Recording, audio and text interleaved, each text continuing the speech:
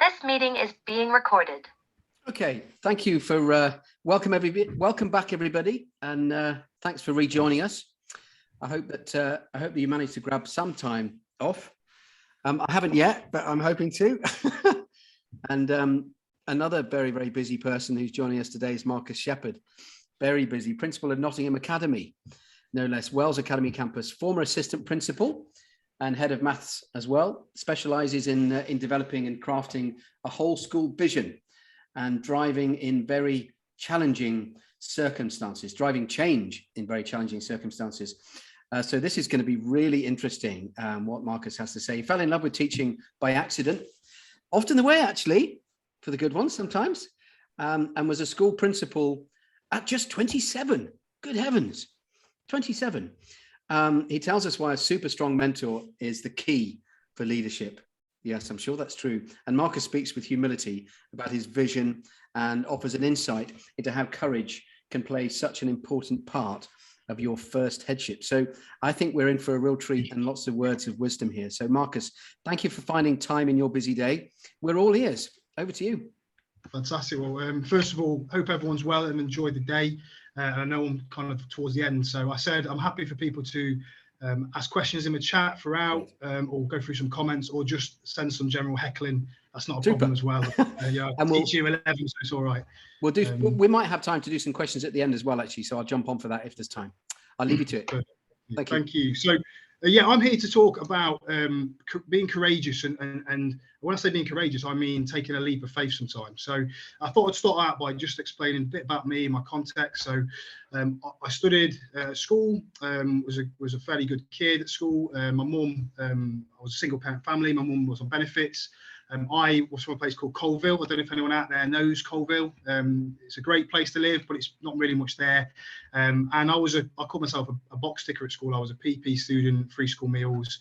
I was an ethnic minority, very white working class town. And I didn't want to teach. I never thought about teaching. And if I'm really honest, I came into teaching because I got rejected from loads of grad schemes, and I saw a thing called Teach First that said if you do 2 years of teaching, you'll get like loads of experience and be snapped up. And so I started teaching, and the first lesson just absolutely fell in love with it and loved teaching. And all I wanted to do was just be the best I possibly could for the kids. I thought it was amazing. I didn't want to be just a faceless name and a number for employers. I wanted to be someone who could have an impact.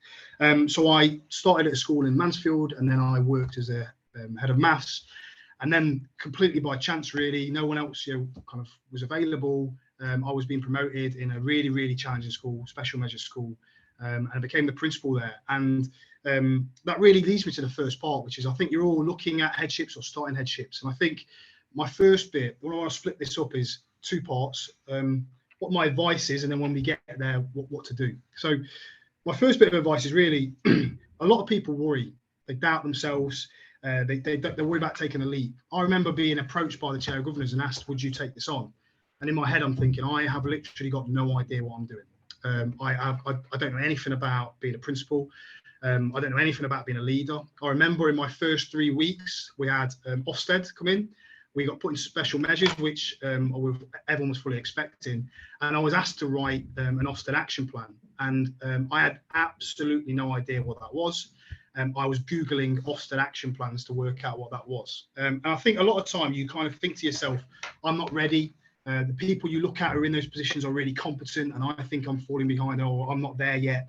And my first bit of advice is nobody knows what they're doing. And anybody who tells you they know what they're doing either isn't very good at what they're doing or is lying to you. So I think, the quote from Richard Branson where he talks about take the opportunity and then work out what to do when you're there is really important. Obviously, getting a good grounding, I would do things differently now, but I always think that all the people, the great leaders I work with, when you speak to them, they'll tell you, I'm not ready for that step. And actually, I say to them, you're probably ready for that step more than you know. For me, though, the key thing is about where the decision making comes from. So when we talk about not being ready, if everything you do is about improving the lives of those children, then you are ready. And actually, whatever happens, the training, the leadership, the development, so long as those decisions are coming from that core. I've worked with loads of amazing leaders. I've had the privilege to work with them and to lead some of them. And where it goes wrong is where people turn around and say, well, I'm doing it because I want to become SLT, or I want to, I've got teacher at the moment, I want to be SLT in 2 years. And I ask them, why do you want to do that? It's not because they want to have the biggest impact, it's because they just want to be SLT in 2 years. Well, as all of you lot know, you get to SLT and then everything is your problem, your workload triples. And actually, if you don't have the kids at the heart of everything you do, it's kind of pointless. So the first bit of advice is about taking a leap. Don't doubt yourself. If everything you're doing is about those children, you are ready. You are a leader who's ready to do it. And actually, my philosophy in life is always, what's the worst that can happen? Now, it may be easier for me because when I became the principal, the school was in special measures, and the Ofsted report reads this school is deeply inadequate, which was almost like they set up a new category for us. But to me, it was, what's the worst that can happen? I'm gonna work my backside off for these kids and see if I can help them and help their life chances. And I think imposter syndrome creeps in, and lots of people talk about imposter syndrome. You know, am I the person? Am I going to be found out? Is tomorrow the day that I'm going to get found out? And I thought, okay, after so many years, that will stop happening. I'll stop feeling like that. I've been a principal for 6 years now. It's my second school, challenging school. And every day you're worried about, is someone going to finally work out that I'm not this kind of all-knowing expert that people expect? I may talk with confidence and real conviction, but actually I'm not sure if it's going to work. We're just going to give it a go and see if it's well thought out. So that imposter syndrome, if that's sitting on people's shoulders, that's always going to be there. And actually, I think that great leaders don't fear that imposter syndrome. They embrace it and they say, right, what is it that I don't think I know? Let's go and make myself better at that. So I think that's really important. And I think the other thing about being a principal and being a leader in any place is you will bring us a fresh set of perspective and ideas to what you're doing.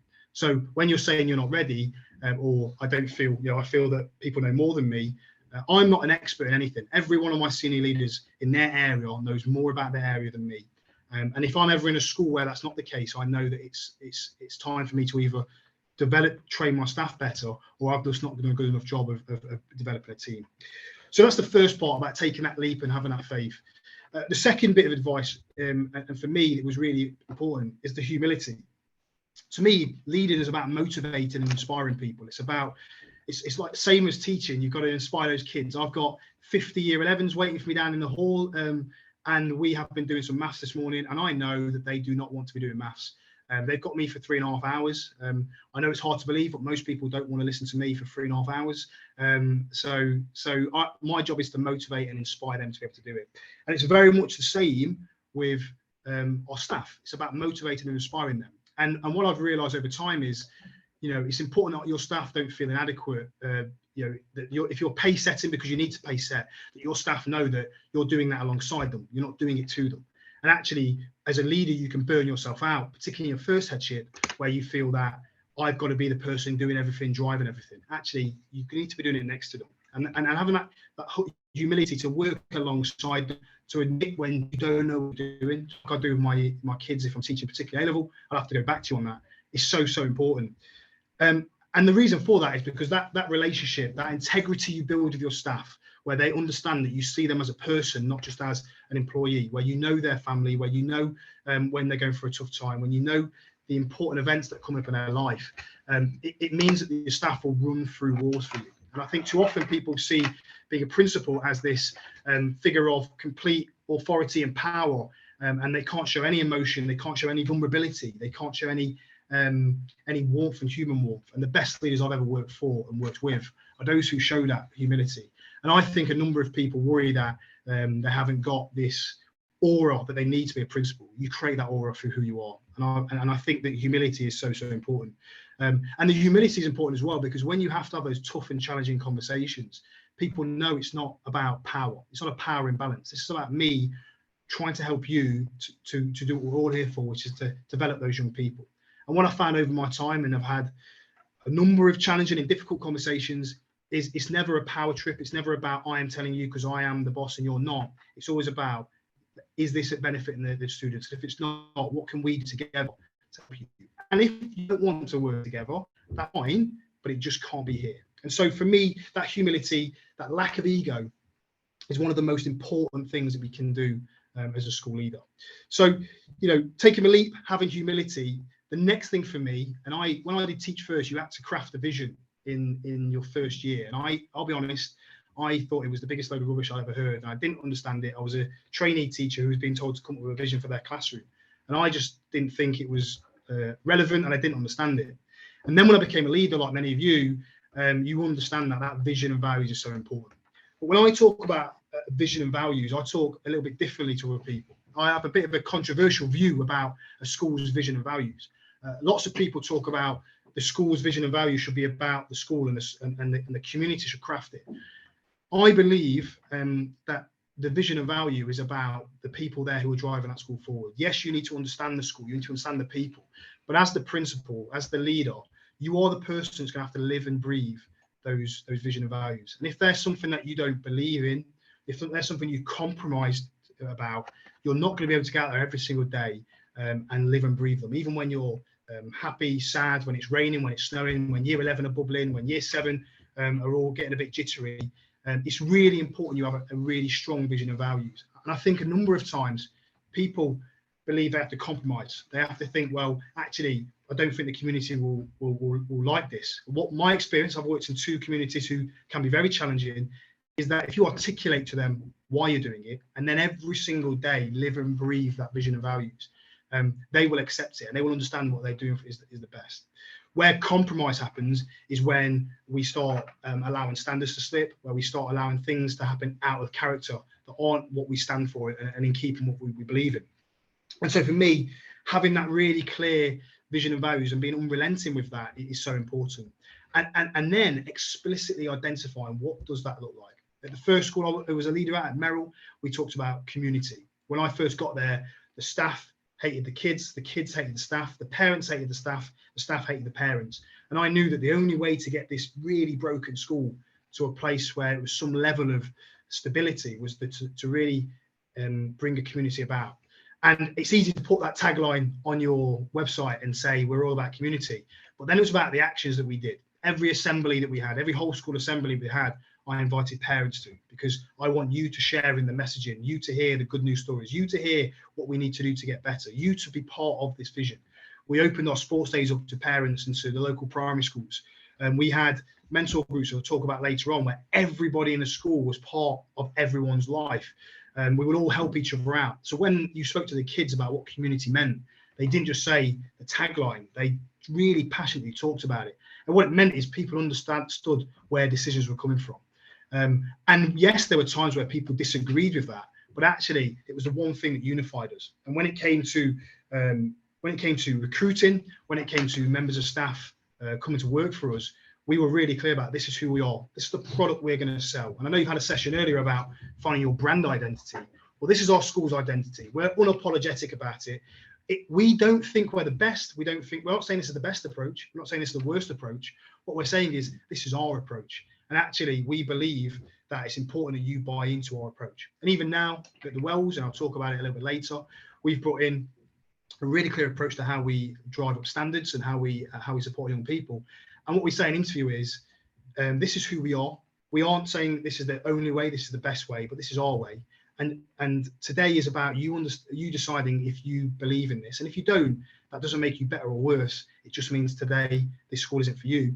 And what we found is we've been able to recruit so much better by being really open about our school. And I'll talk a little bit later about some of the other things we've done, kind of about being courageous. The other thing then is about surrounding yourself with a tribe. So, and I use the word tribe because these people, your SLT I spend more time at SLT than my own kids at times and my family. And surrounding yourself, a great team is so important. There were days where you'd hear about these superheads that would come in and they would change the world. And actually, you need an amazing team around you. And that's from your deputies right the way down to your TAs, a team that are fully aligned. And I think the biggest mistake people make is they go in and they think that, I'll go into schools, and what used to happen is people go in and say, you need to get rid of all these people. And I believe actually that's really not the way to do it. I believe the way is, are you aligned to what we're doing here? We are changing a culture, and this is the culture that we want. And I think we can all agree the culture that we want is for young people to be performing, young people to be bettering themselves, young people to be aspiring to greatness. Is that what we're all here for? And if the answer is yes, then let's fully align you onto that, support you, train you, develop you. If that's not what you're here for, then that's great, but you're not aligned to our team and you're not in our tribe. And actually that tribe's not going to work. So, you know, actually you need to find your tribe. And it's really important that you surround yourself with that team, because you have to be able to not just delegate, but ensure that your deputy, your assistant principal, your leader of English, your second in charge of geography can hold the same expectations and standards that you do. When they walk the corridor, you know that they are seeing what you're seeing. They're being frustrated about what you're frustrated about. They're praising what you're praising. And so having that fully aligned team is really important. And I think what's also really important is, even when you face challenges from your, you know, from your pupils, or challenges from your community, or maybe even challenges from your staff, that team are so tight that they hang together. And what they realize is, we're going to go through peaks and troughs. Teaching is a complex environment. Leading in schools is a complex environment. And it's really important that you know that when times get tough, your team are there, and actually they're going to embrace that challenge rather than think the sky is falling down and therefore we all need to abandon ship. Stability in the face of adversity and challenge is one of the most important things for me as a leader you need to bring. And I think the final thing I'd say about your tribe is, and I'll talk about, you know, recruitment a bit later on, but you've got to also be absolutely unrelenting in that approach. You know, last week I interviewed for a head of science. I need a head of science. If anybody out there has an amazing head of science, then please drop it into the chat, but I'm sure you'll be keeping them to yourselves. We interviewed a field and they weren't bad. It wasn't anything kind of an ego thing. They just didn't work for us. They wouldn't have worked in our school. What we could have done is said, well, I need somebody, so let's take them. Let's, you know, yeah, it might only work for a year or 2 years and we'll have to handle this. But actually that short-term pain causes much longer-term pain. So what we do is we say, if we don't recruit, we're going to have a strategy to support that. But it's really important that people who join our tribe are joining the right tribe, and just not joining a tribe right now, or joining a tribe that's a little bit better than the one they've left, but not really the one they want to be part of. Because our students and our staff need the absolute stability and core. And that's brave and difficult decisions. And there'll be pressure from governors to appoint. You had a field, why did you not appoint? And that's where you have to make sure you're in the right tribe, where they trust you and trust your judgment. The other one I think is really important in terms of setting up for the BID principal is make sure you've got a really good mentor. And I know that Andrew talked about this earlier. I wouldn't be able to do what I've done without the amazing mentors I've had. I've had an amazing mentor over the last 2 years, a gentleman called Pete Kirkbride, who has been my boss, my line manager, in effect a bit of an executive principal, but our trust works a bit differently. And he has just motivated and inspired me, taught me so much, stood next to me, showed me how to do things, worked with me on things, challenged me, debated me, held me to account. And if I'm honest, sometimes grabbed me by the scruff of the neck and told me to sort myself out when I needed to. But he has been an absolute guiding light for me. And what I realized is early in my career, when I was just kind of guessing on what to do, I really needed that person who was there to give me that stability. Having a coach is so important, having a leader, and having someone that you can say to, I don't know what I'm doing. Because being a principal, you've got to have, a lot of the time, inspire confidence and faith in people. Stand in assemblies and be inspiring and motivate your staff and tell them this is going to be the thing that's going to take us to greatness. And inside know that you're not sure if it is, but you believe in what you're saying and they therefore believe in you. And having that mentor to be able to share that with, or having that leadership coach to be able to bounce that off, is so important. It's important not just for your development, but for your mental health, for your well-being, for your ability to think and rationalize. And having that mentor is someone that is made me learn so much. I think people think when you become a principal, the learning stops. For me, when you become a principal, the learning just exponentially increases, and it's really important that you embrace that. And I think to wrap all those things up, you know, we talked about having a great mentor, surrounding yourself with your tribe, taking the leap and not being afraid to take that leap, having humility and having a strong vision. The one that is so important is accepting imperfection. People who believe that everything has to be perfect. I like to think I'm a perfectionist, but what I've realized over time is that, you know, excellence is an asymptote. You're never going to quite get there. If anyone's read a book by Dan Pink called Drive, it talks about the 3 driving factors and talks about mastery. And people who say we've mastered that don't understand mastery. If you said you've now achieved mastery, what you don't understand is mastery is a curve. You'll never quite get there. And actually, when you say you've got there, you've either way behind where you think you are, or you've really not understood what being a master of your craft is. And I think accepting imperfection is so important, because every single day, even today, there'll be thousands of interactions happening in my school, and there'll be loads of things that could have been better and aren't right. There'll be litter on the floor when I walk past, and I'll take that to heart. There might be a student who's been removed from a lesson where it could have been handled better. There might be a parent complaint that's happened. And actually, if you take that all on you, as this is a reflection on you, and don't understand that, I'm going to work through these challenges. But actually, being imperfect is perfect, because actually being a leader is, you're never going to be perfect. You're never going to be the person who is going to please everybody all the time. You're never going to be the person who's going to make the right decision all the time. And schools are really, really complex beasts. They're really, really challenging things. So accepting imperfection is so, so important in terms of setting yourself up. I wouldn't, don't judge yourself against other people. I find it really difficult when I hear what other schools are doing and you think, well, they're not doing any of that. And my best bit of advice for people is, please understand that Twitter is not real. So what you hear and see on Twitter about all the amazing things that schools do, they do amazing things. But equally, every amazing tweet I put out about how great things are happening in my school, there's also tweets I would never put out about how there was an issue at lunchtime between two members of staff. And actually, that Twitter isn't this sphere of look how amazing we are and look how inadequate you are. It's about, can I get some great ideas? Can I network with people? Can I be honest? Can I be vulnerable? And I think that to me is really important. Imperfect is the perfect way to go into a principalship. My job is to try and make my school perfect, but knowing that things aren't going to go right, and that's not a problem. Okay, so that's the first part of my kind of speech is about what the things to get yourself prepared for being a principal and things. Then I wanted to talk about when you're the principal, and I think one of the big things about being a principal is people say, I'm going to do things differently. I wouldn't do it the way things were done before. I'm going to make decisions that are different to how everybody else does things. And typically what happens is when people become a principal, they end up tweaking the edges and tinkering with the edges. They do things a little bit different, but really what they did was what their line manager did or what their principal did, just a little bit better. But often people will say, oh, I'm going to just make it better. And actually, rather than going, do I want to make some brave and difficult decisions? So I'm just going to give a bit of context to this part here and a bit of kind of a disclaimer.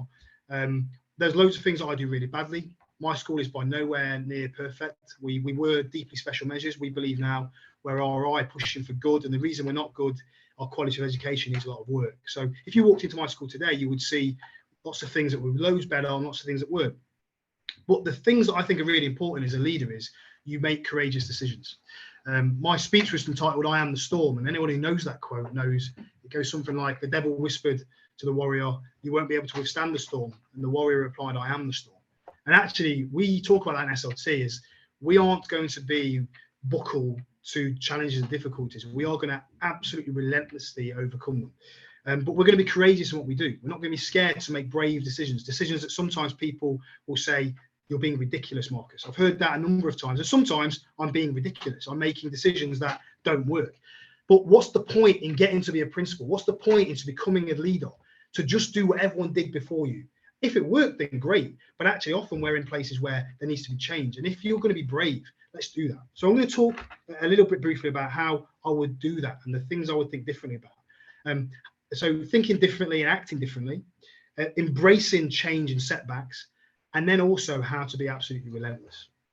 So in terms of thinking differently, I thought with this section, I'll just do a few anecdotes and then take questions towards the end. When it comes to thinking differently, often you'll hear people say, I wouldn't do that. I would behave differently. So I'm just going to give you some really basic anecdotes about how I would do things differently. And these aren't particularly massively inspiring. They aren't particularly massively poignant. But to me, these are areas where, as a leader, you have to make a decision about who am I going to be.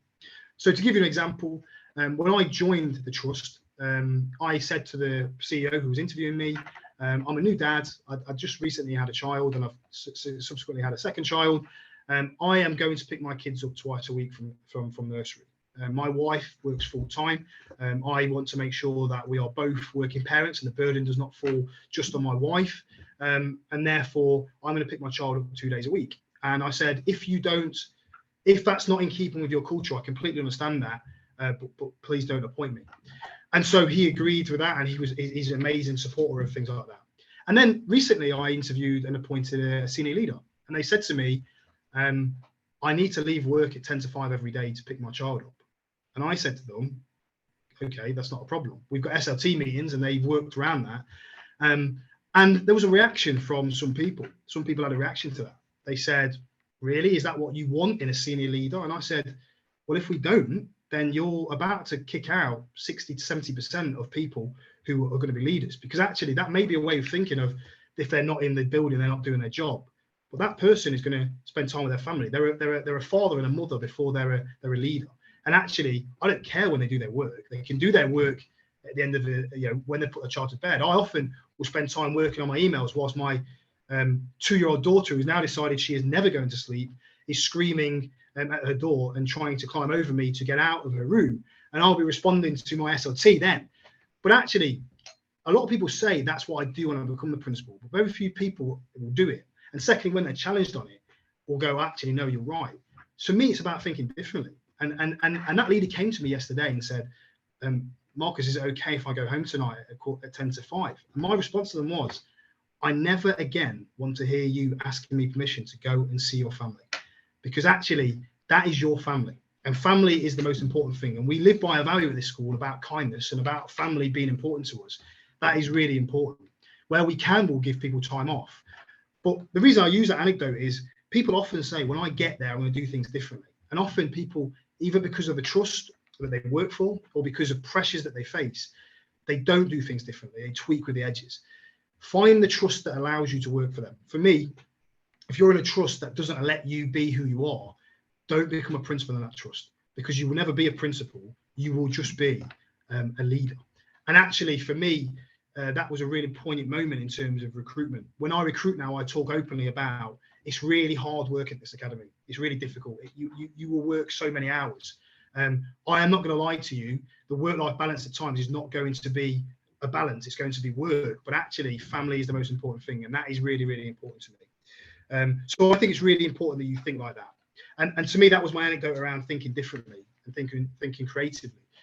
Don't get to the place and do things the same as everybody else. Be brave, be bold. And my wife talked to me yesterday about, how the lack of diversity she has in her teaching school hub. And I said to her, well, how aggressively have you marketed and tried to recruit different, more diverse staff bodies? She said, well, I haven't. I said, well, that's the approach to take. Let's do things differently for people. I could talk about a number of things that we do differently. The final thing I'd say for us is we put in warm, strict. Some people may be sitting on this call saying, boo, hiss, you're the devil incarnate and you're evil.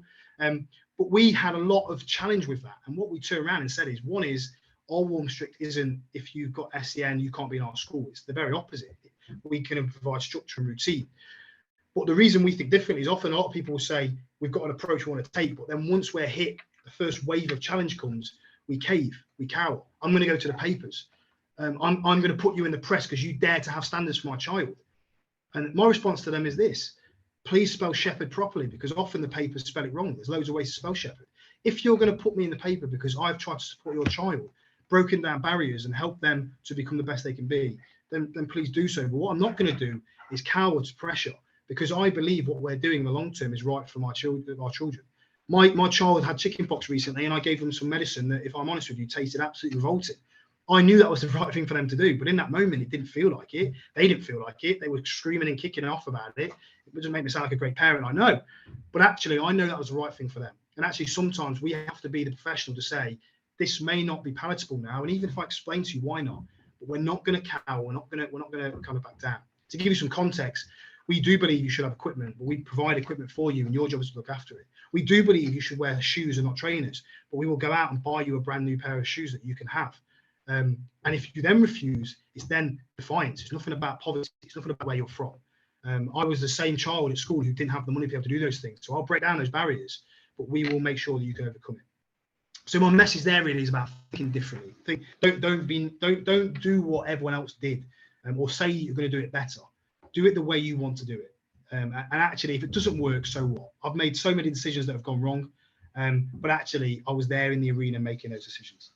I think the second thing about being courageous is, so you've got to see challenges as real great opportunities. COVID was absolutely horrific in schools. Every single day there was a bit of new guidance. We were in school, we were out of school, we were going back after Christmas, we weren't going back after Christmas, we came back for a day, we went off for 3 months. But the way we looked at it was, right, what can we do to maximize this? How can we make the best possible opportunity? How can we really now use this opportunity to develop and grow our community? We like many people, we did phone calls every day to parents where we were checking on their children and making sure they're okay. And we developed some great bonds and some great relationships through that. You know, when it came to the bubble system, we found ways to give year groups their own identity, and give them their own spaces, and give them their own opportunities to express themselves. When it came to bubble closures, we found ways of how can we make sure that we maximize for year 11 their opportunities.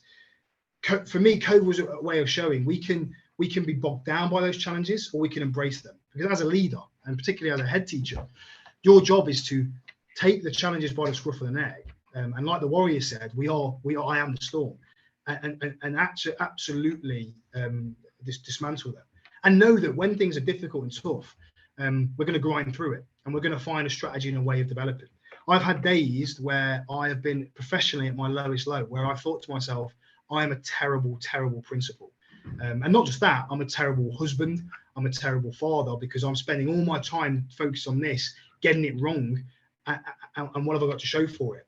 And those days are tough, those days are difficult. Those days you have to speak to someone, pick the phone up to a colleague or someone in your WhatsApp group who's a principal and just say, can I just rant at you for an hour or so? But also accepting that these challenges, it's a great opportunity. It's a great way to, what am I going to do tomorrow then? What can I do differently?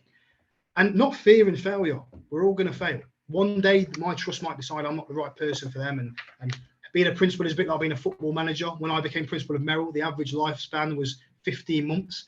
The last 3 principals had left within 18 months collectively. So there was a book on how long would I last as a principal. And I think the year 11s had me out for Easter, which was a bit insulting because Easter was only 4 weeks away. And I made it past Easter, and I made it 2.5 years before I made the decision to move. And I think not fearing failure. If we go in fearing for your role, what happens there is you don't embrace challenges, you fear them. You make decisions out of survival rather than out of what's best in the best interest of students. And what happens there is you don't become the principal you wanted to be. You become the principal that you were forced to be. And that's never the right place to be. And then the final thing I'll say, we talked about thinking differently, embracing and accepting setbacks, is about being absolutely relentless. It is the most tiring job in the world, being absolutely relentless. And my boss uses a phrase where he says, people get bogged down with the monotony of excellence. Being excellent is just being good every day.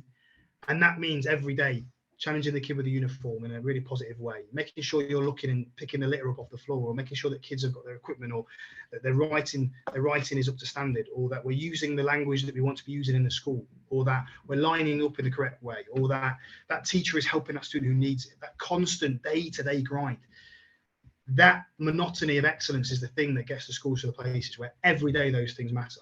And the relentlessness, the not giving up. I was at SLT the other day when we were talking about exams, and I said, right, have we done everything we possibly can for these kids? What about the students who are non-attenders? Have we sent revision guides to these students? Well, Marcus, they've not been at school for the last year. Well, okay, that wasn't the question I asked them. Have we sent a revision guides to them? Have we booked a taxi for them to bring them into school for the exam? Have we got a different room for them to go to? Have we got somebody that has got a relationship with them who can train to be an invigilator and help them out? I'm not saying it's going to work, but what I'm saying is, have we left nothing off the table? Have we done everything we possibly can? Can we turn around and say there was nothing more we could have done? And do you know what? If it doesn't work, I can leave with my head held high knowing there was nothing more I could do.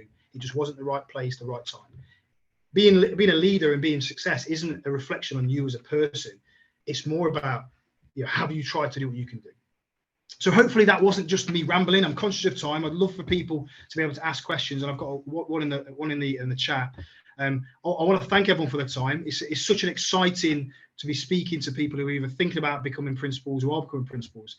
And I really hope you take the confidence, the leap of faith that you do. And the final thing I'll leave with saying is, anybody who would ever want an ear to listen to, or advice, or just quite frankly to rant to, please pick up the phone. It's our duty as leaders to look after each other. So my offer is always there.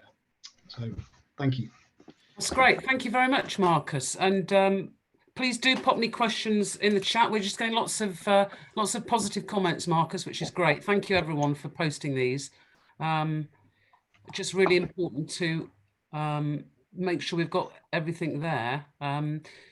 Somebody saying, really great listening to you. I love the idea of our way because it considers context, and that's just That's from Kieran. That's really, really important. Yeah. What advice would you give to a new leader who wants to implement this in a new school or a new role as an HT? So how can we actually nail down that contextual piece in terms of the community and the stakeholders in a particular school? Yeah, definitely. So I think the first thing I'd say is, this, make sure you're in the right school. So make sure the school that you are joining is the school that you want, that you fully buy into and believe in. I think listening to people, this may be, people may disagree with this, but often if you do a staff or student and parent voice, you know what's going to come back. You know the words that are going to come back. And actually, they're all fairly generic. So listening to them, finding the key issues, finding the crux of the issue. Then I think it's about you deciding what is our approach going to be, and not just generic, but what's our approach, and then really project managing that down. So, okay, we are going to engage with parents. So identify the events, what you're going to do. When are the letters going to go out? Who's going to be speaking to them? But the key is it the right school for you? Is it the school that you can do the things you want to do in? Get them to listen to. But then once you've said this, what your approach is, it's not a committee. It's not a negotiation. It is, this is what I stand for. And actually, if people don't buy into that, they can decide either to leave the school or to send their child somewhere else. But often what people want and respond to and sign up to is a really strong vision and leadership. And then it's about breaking that down. And the final thing I'd say is people, they use this phrase, culture eats strategy for breakfast. I don't believe that. I think that you need a really clear strategy to be able to drive your culture. So the final thing I say in terms of implementing is have a really clear action plan about how you're going to do that, and stick to it. That's great. Thank you very much, Marcus. Thank you. So I think, I think everyone's just, that really does resonate with everybody here today. And just thinking about, just want to thank you really for such a passionate, heartfelt speech. And it's just been so refreshing. It must be difficult to be the, sort of after lunch speaker, but you've just brought the whole thing together really with the passion with which you speak, all based in, your experiences. And do you know what? Hearing about combining fatherhood with leadership is something we don't hear enough of. And that was just really, really moving to hear you talk about that. And thinking about the humility and, all those key things about starting headship in terms of the vision, taking the leap, the humility, and, surrounding yourself with a good team, which resonates from what Andrew was telling us this morning, and your tribe. And obviously, as we said in the opening piece, the importance of that really strong mentor or professional coach to help with well-being and also to, sort of help with people's professional development. So it's the first time you've come and done a speech at one of our gigs, Marcus. We hope you come back. We would love you to come back. You've rocked our conference today, and it's been an absolute pleasure and a privilege. So I always miss the round of applause at this point. I've said that this morning. So huge thanks. Go back to your 11s. Go and start the maths revision, and we will see you again soon. Take care, and thank you very much. Thank you. Take care. Thank you, guys. Thank you. Bye-bye. So thank you very much. And now we're moving into the final slot really for our session today and our conference. So it's not often that I get the opportunity to introduce somebody 3 times. So I'm not going to give you a big introduction, Andrew. No, I really don't think it would come across as being authentic, and I do think it's very important. Right. That's a shame. But what I would say is that, we're just about to talk about NAHT Discovery Education Pathway, and I think the sponsorship of this event has shown and has enabled us to bring people like Marcus, Lucy, Mel together with you, amazing speakers, and we genuinely believe as NAHT that this product that you've all got access to free of charge from today, will support you and your teams, as Marcus says, in terms of the context of your school, as Kieran said there as well. So I'm not going to do any more introduction because you need no introduction. Andrew, over to you. Thank you ever so much. And wasn't that magnificent, brave, authentic leadership? It was just the classic masterclass example of brave and authentic leadership, and the way that he referenced to the importance of humility as well, and that it's not a power thing when you have to have those difficult conversations. Importance of clear vision and values, and how you should hold on to them, hold fast to them, to steer you through really. Being clear on your tribe, getting a mentor, accepting imperfection, which I thought really well actually, when we spoke at the beginning of the day, didn't we, about this idea of the relentless pursuit of perfection. and how it can be quite an attritional thing. So it's most refreshing to hear a warrior, and he really is. I mean, it's just so impressive. Talk about accepting imperfections. And of course, that closing bit that Twitter is not actually real, is it? Which is quite refreshing to hear. Brilliant. And of course, be the head that you want to be, not just the head that you're forced to be. So, I mean, it was just so many interesting bits and pieces. So I hope you enjoyed that. And, you know, while we're on the subject of authenticity, credibility, that's always been hugely important to me and my colleagues at Discovery Education, and of course, NAHT. It's built on that idea of authenticity and credibility. And we were able to assemble a really stellar list of experts, credible leaders, real authentic leaders and teachers and authors and consultants, former head teachers and so forth, who are really credible in what they're sharing. So in the good traditions, again, I'm going to share my screen if I may, and I hope very much that you're able to see it, to see what I'm going to be talking about. Yeah, so I actually wanted to talk to you briefly about this Discovery Education Pathway Program, which you'll have hopefully heard about in many different conferences, perhaps. And I had the enormous privilege and pleasure of putting it together with Discovery Education of NAHT and assembling the most amazing team. So in these sort of, I don't know, 20 minutes, perhaps, we'll just have a little talk about some of the bits and pieces that I've learned from speaking to these tremendous, inspiring speakers who have effectively acted as course leaders. Pathway is made up of multiple different courses, which I'll tell you about in a moment. And I've picked up quite a lot from having the good fortune to work with these people. We made over 140 films up in a range of different studios up in Manchester, and lots of accompanying reading materials that go with every film and questions and so forth. And I think authenticity and credibility, I think, came screaming through, in my view. I wouldn't have done it otherwise. So we're looking at professional resilience, critical reflection, this lovely idea of professional arrogance and vulnerability. It's I'll give you the context in which that was meant. It's a really, really interesting thought from a terrific head teacher who worked on the program, linking a leader's well-being to the health of the school. We really are the barometer for our school. We need to look after ourselves for that reason alone, if not for the sake of our families.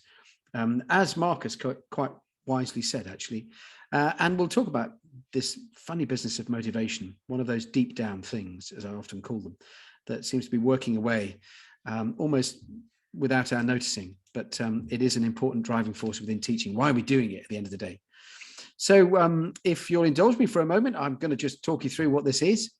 It seems odd to be following such an authentic piece like that with what effectively is sort of almost kind of demonstrating a product. But as I think I've hopefully emphasized, I wouldn't have done this if it wasn't authentic and credible. I'm still a head teacher now after 24 years of being in this business. And I think this is something different. It's an unusual, fresh, different approach to CPD, which is one that looks at your personal development deliberately, unashamedly, unapologetically, looks at the deep down things that are driving you. Because I'm tired of listening to so many people tell me that it's about professional capital, professional currency, pedagogical coaching. All of those things are important. I've no doubt at all. But they do tend to imply that there is a deficit in what we're doing. And plugging into a pedagogical coach, somebody who used to teach, perhaps may not so much now, I don't know, they will be able to fix that deficit and help us to improve our practice. And to a large degree, that may be true, but there's something else working away, which has always interested me, which is your personal development.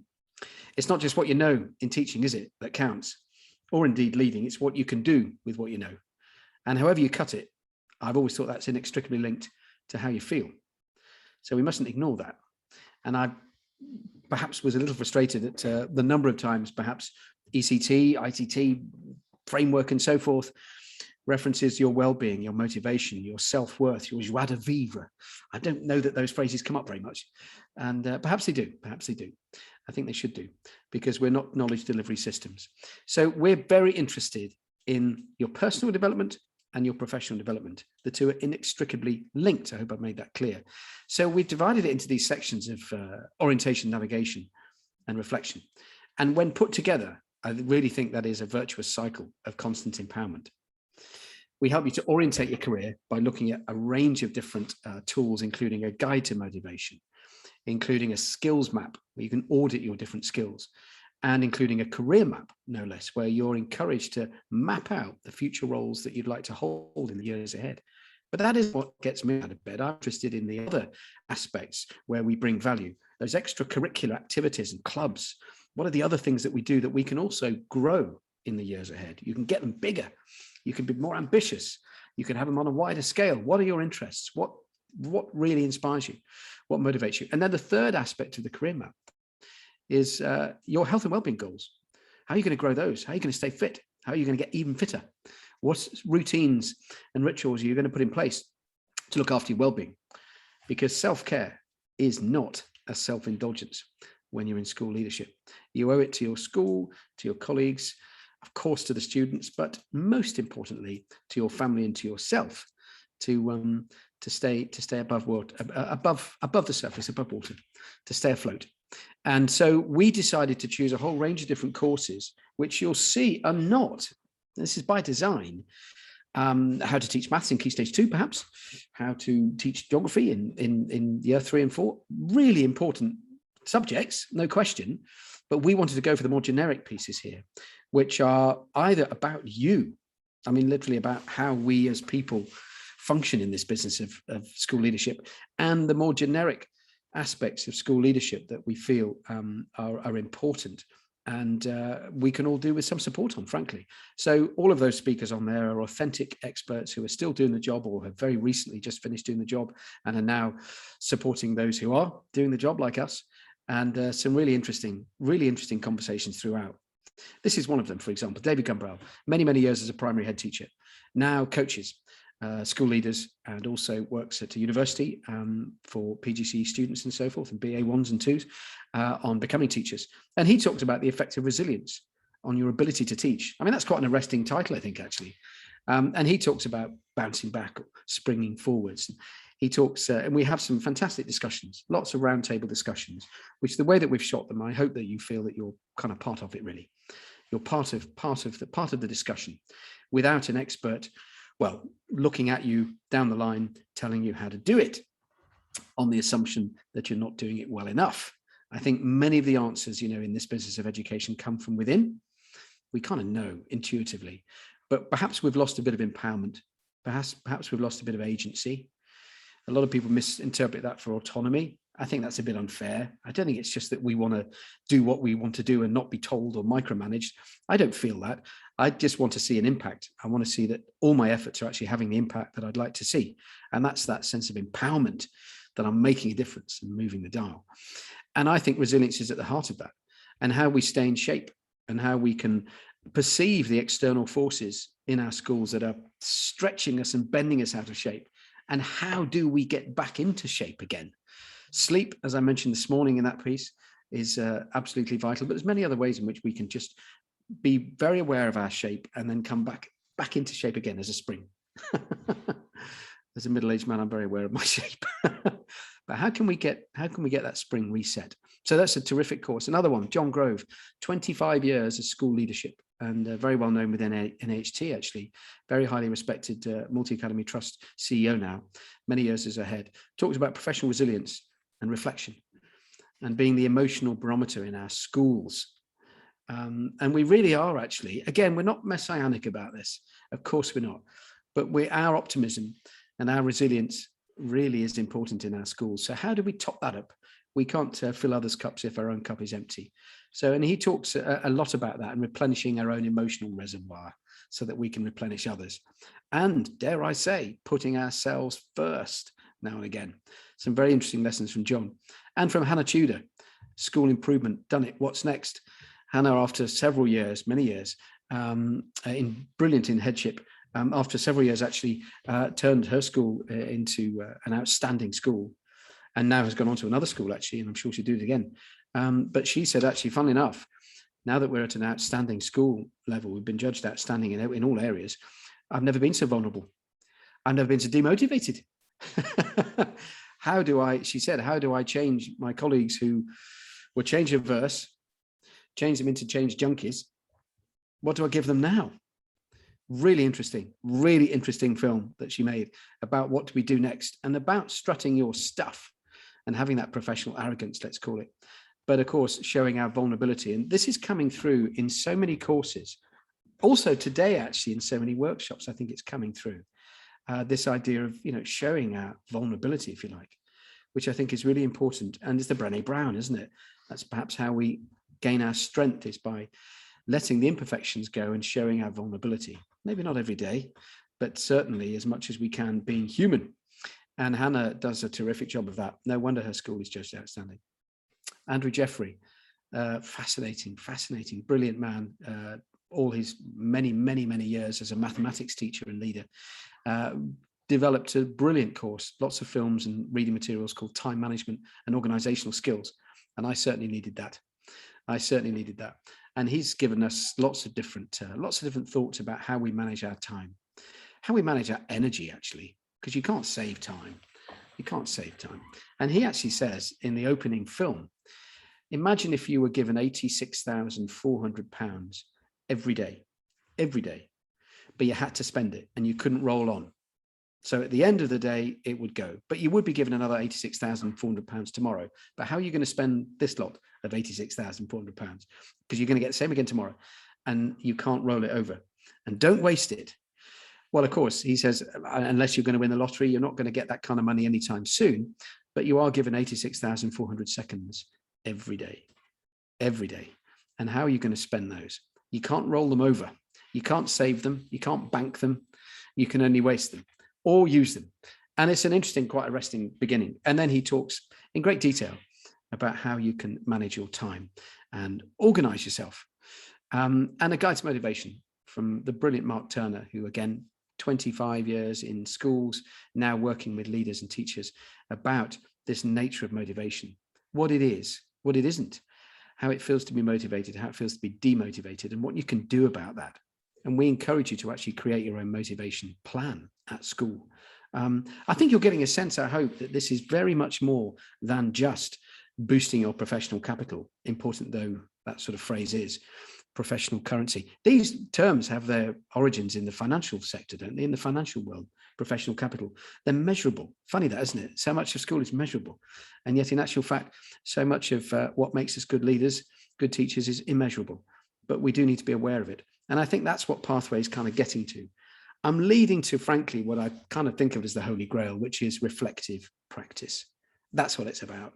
And that's what we try and do in Pathway, to give you the opportunity to reflect on what you're doing and the answers that lie within you. And nobody is a better exponent of that than Professor Tim O'Brien and Dr. Dennis Guiney, who many people will know. He's very, very well known. Brilliant man, brilliant team. Dr. Dennis Guiney as well, brilliant team. And we were very, very lucky to have them to design a bespoke course within the Pathway program on well-being and critical reflection. And what is it? What is well-being and what isn't it? And it's very, very interesting what I learned there about this nature of well-being and how to reflect critically. And we actually also offer the opportunity for you to develop your own mini case study, really, within your school to monitor your own well-being and the well-being of others. A much misunderstood term, I think, in recent years. And he sorts it out for us and unpicks exactly what it is and how we navigate and traverse the emotional landscape. Not a sentence, not a title I would have seen when I started teaching 24 years ago, but I'm very, very glad that we are now discussing those things. Why ever did we not before? Understanding our emotions, action research to improve your well-being. Again, roundtable discussions. And then jewel in the crown is the Pathway Advice Hub, powered by the NAHT, lead authored and series edited by the brilliant Guy Dudley, of course, and his team. And we've heard from Guy and Liam today, did a brilliant piece about staying in control. And he lead edits all the material that he sends to me, and I upload every week. He's just sent through another session, another load today, which I'll be uploading tonight onto the Pathway platform. And these are multiple different PDF sessions. We have hundreds and hundreds of PDF pieces, I should say, divided into lots of categories to do with school leadership and teaching and learning and behavior management and policies and admin, statutory regulations and so forth, all aspects of this multifaceted job that we do. And he gets us out of trouble. So we follow his advice in all those different areas. And there are hundreds and hundreds of advice pieces now that are being uploaded all the time. So we're very lucky to have that, very lucky indeed. And then there we are. There's some examples of those categories that we offer those PDF pieces in, which is absolutely brilliant. And then, of course, we have the Pathway webinars as well, which we're really proud of. And the Pathway webinars are live webinars that are recorded, rather like this one, where I have the enormous privilege to sit down and interview experts in the business of education, human experts who are willing to, quite happy to concede to some of their failings and their mistakes, as well as the things that make them brilliant. I'm very mindful of what Marcus said earlier about, by the way, Twitter isn't real, You might see schools actually posting photos of something that's amazing, but they're never going to post something that went wrong. The lovely thing about these webinars is we share when things haven't worked well, and we learn why they didn't go well. And that's the true, I think, the strength of reflection. That's why it's about reflective practice. Here's a few of them. We've spoken with some fantastic, and many, many more. There's about 30, 35 webinars at the moment that are all archived within the Pathway program. So you subscribe to Pathway, you get to see all of these webinars in your own time, at a time and pace to suit you. Really interesting discussions. And as with any NEHT event, because these, of course, are NEHT and Discovery Education together, we incorporate people's questions into them. So it becomes quite a discussion, quite a dialogue. And I'm really pleased with how those have been going. And so we really are very, very keen to keep you connected and to help you stay in control. And I think that's really what Pathway is very much about. It's a new approach to CPD, which, yes, it is online, but it means you can do it at a pace and a time to suit you, whether that's a PPA afternoon, maybe an evening, maybe even a Sunday morning, whatever takes your fancy. But it's a professional learning journal that you will keep throughout your career, because of all of the films are followed by reading materials, which are then followed by questions for reflection. And you can write as much or as little as you like in the answer to all of those questions in every single course. And there's about 21 courses, plus wellbeing, plus the motivation course, and so forth. So lots to keep you busy. And every course would take around about 3 or 4 hours, I think, to really properly do it justice.